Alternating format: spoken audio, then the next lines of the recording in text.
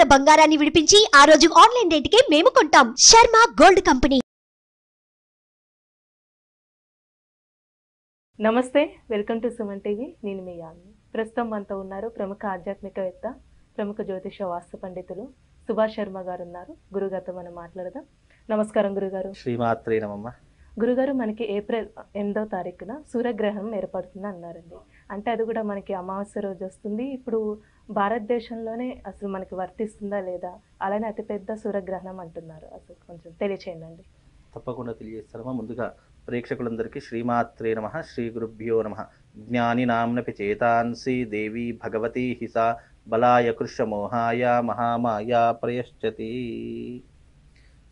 మానవుని జీవితంలో తమను తాము ఉద్ధరింపజేసుకోవడానికి కొన్ని అదృష్ట ఘడియలు, అదృష్ట యోగములు అనేటటువంటివి కొన్ని జీవితంలో వస్తూ ఉంటాయి. జ్యోతిష్య శాస్త్రరీత్యా గ్రహణము అనేటటువంటిది మనిషి ఉద్ధరింపజేసుకోవడానికి కూడా ఉత్తమమైనటువంటి పుణ్యకాలంగా కూడా మన సనాతన ధర్మం జ్యోతిష శాస్త్రం తెలియజేసింది. దేవతలకు శక్తిహీనంగా కలిగించేటటువంటి దాంట్లో గ్రహణము ఒక ప్రధానమైనటువంటి కారణము.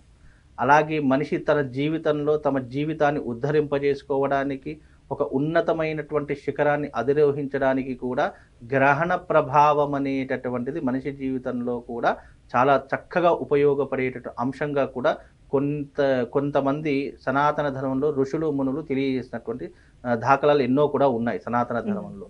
అలాగే దేవుడి యొక్క శక్తి క్షీణిస్తుంది అని అన్నప్పుడు మానవుడు తాను చేసేటటువంటి జప తప హోమాదులకు ఎన్నో రకాలైనటువంటి శక్తి సామర్థ్యాలు కూడుకొని ఉన్నటువంటిదే గ్రహణ రోజులు చేసేటటువంటి యాగము కానీ, జపము కానీ, స్నాన విధి కానీ, అలాగే హోమ విధి కానీ, ఇవన్నీ కూడా మన సనాతన ధర్మంలో గ్రహణం రోజు ఆచరించవలసినటువంటి పద్ధతులు అని చెప్పారు.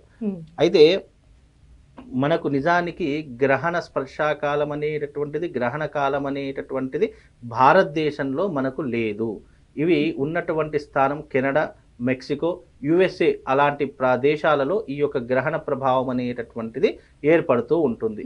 ఇది సంపూర్ణమైనటువంటి రాహుగ్రస్త సూర్యగ్రహణంగా నిర్ణయించడం జరిగింది. ఈ సంవత్సరంలో ఆయా దేశాల్లో అతిపెద్ద సూర్యగ్రహణంగా చెప్పదగినటువంటి ఏకైక గ్రహణము ఈ రాహుగ్రస్త సంపూర్ణ సూర్యగ్రహణము. ఆ దేశంలో ఉన్నటువంటి వారు తప్పకుండా ఈ నియమాలను పాటించాలి. అంటే ఎందుకండి ప్రత్యేకత ఈసారి సూర్యగ్రహణానికి? ఇంకోటి ఏంటంటే ఈ సూర్యగ్రహణం కూడా సోమవారము సోమవతి అమావాస్య రోజు రావడం అనేటటువంటిది చాలా విశేషం. విశేషం మీన్స్ మనిషి ఉద్ధరింపజేసుకోవడానికి, అలాగే తమ జీవిత కాలంలో పాపము నుండి, అలాగే తమ జీవిత కాలంలో పుణ్యాన్ని సంపాదించుకోవడానికి ఇది చాలా అరుదైనటువంటి విధానంగా కూడా చెప్పేటటువంటి విధానంలో కూడా చెప్పడం జరిగింది. అయితే ఈ కెనడా, మెక్సికో, యుఎస్ఏ ఈ దేశాలలో ఈ గ్రహణ నియమాలు తప్పకుండా పాటించాలి. భారతదేశంలో ఈ గ్రహణ నియమాలు పాటించవలసిన అవసరం లేదు. ఎందుకు మీన్స్ మన భారతదేశంలో గ్రహణం కనిపించదు కాబట్టి మనం పాటించవలసిన అవసరం లేదు. కాకపోతే ఈ యొక్క సంవత్సరంలో అతిపెద్ద సూర్యగ్రహణము ఈ యొక్క రాహుగ్రస్త సూర్యగ్రహణం. ఇది దాదాపు 9 గంటల 20 నిమిషాలకు, అంటే 8వ తారీఖు రోజున 9 గంటల 20 నిమిషాలకు ప్రారంభమయ్యి 9వ తారీఖు అర్ధరాత్రి 2 గంటల వరకు ఉన్నటువంటి గ్రహణం, దాదాపుగా 5 గంటల పాటు ఏర్పడేటటువంటి అతిపెద్ద గ్రహణంగా సూచించడం జరిగింది. అయితే గ్రహణ నియమాలు ఎలా ఉంటాయంటే ఆయా దేశాలలో కూడా మన హిందువులు ఉంటారు, మన భారతీయులు ఉంటారు, సనాతన ధర్మం పాటించేటటువంటి వాళ్ళు ఉంటారు. కాబట్టి అలాంటి వారు, ముఖ్యంగా గర్భిణీ స్త్రీలు ఇలాంటి నియమాలను పాటించడం జరుగుతుంది. కనుక ముఖ్యంగా ఈ రాహుగ్రస్త సూర్యగ్రహణం గురించి కూడా సనాతన ధర్మం ఏం చెప్పారు అంటే ఇది దాదాపుగా 5 గంటల పాటు ఉండేటటువంటి అతిపెద్ద సూర్యగ్రహణంగా నిర్దేశించబడింది. అయితే దీని స్పర్శాకాలం వచ్చేసి 8వ తారీఖు 4వ నెల మనకు 2024 8వ తారీఖు 9 గంటలకు ప్రారంభమవుతుంది. 9 గంటల నుండి మనకు మోక్షకాలం, ఎండ్ ఆఫ్ ది డే ఎప్పుడు అని అంటే గనక 9వ తారీఖు రోజున అర్ధరాత్రి 2 గంటలకు ఈ గ్రహణ కాలం అనేటటువంటిది ముగుస్తుంది.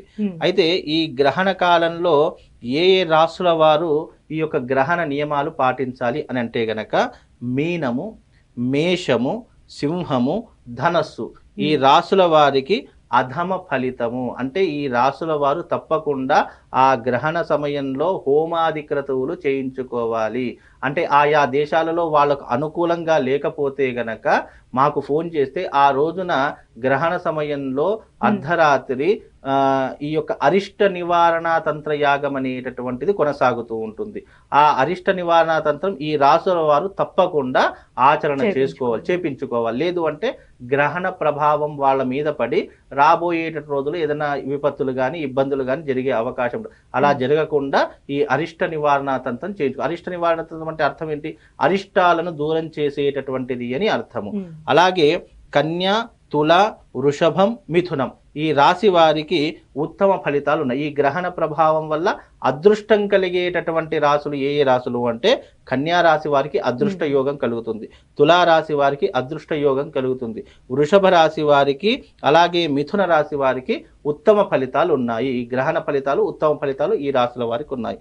అలాగే కర్కాటకము, కుంభము, వృశ్చికము, మకరము ఈ రాశుల వారికి మధ్యమ ఫలితాలు ఉన్నాయి. కనుక ఆ రోజున ఏ రాశుల వారు ఈ అరిష్ట నివారణ తంత్ర యాగం చేసుకోవాలి అని అంటే గనక మీనరాశి వారు చేసుకోవాలి, మేషరాశి వారు చేసుకోవాలి, అలాగే సింహరాశి వారు, ధనుసు రాశి వారు చేసుకోవాలి, అలాగే కర్కాటకము, కుంభము, వృశ్చికము, మకరము ఈ రాశుల వారు తప్పకుండా ఆ రోజున అరిష్ట నివారణ తంత్రం చేసుకోవాలి. ఆ దేశంలో ఉన్నటువంటి వాళ్ళు చేసుకోలేరు కాబట్టి వాళ్ళ గోత్రనామాలు, సంకల్పము, దానికి సరిపడినటువంటి పూజా వస్తువులకు సంబంధించినటువంటి వస్తువులు పంపిస్తే వాళ్ళు ఇక్కడ మనం హోమం చేయడానికి అనుకూలంగా ఉంటుంది. అయితే ఈ గ్రహణ సమయం అనేటటువంటి గర్భిణీ స్త్రీలకు చాలా విశేషంగా చెప్పడం జరిగింది.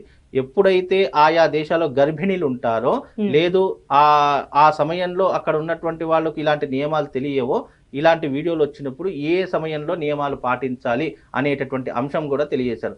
వాళ్ళు 8వ తారీఖు రోజున దాదాపుగా ఉదయము 4 గంటల నుండి భోజనాది క్రతువులు పూర్తి చేసుకోవాలి.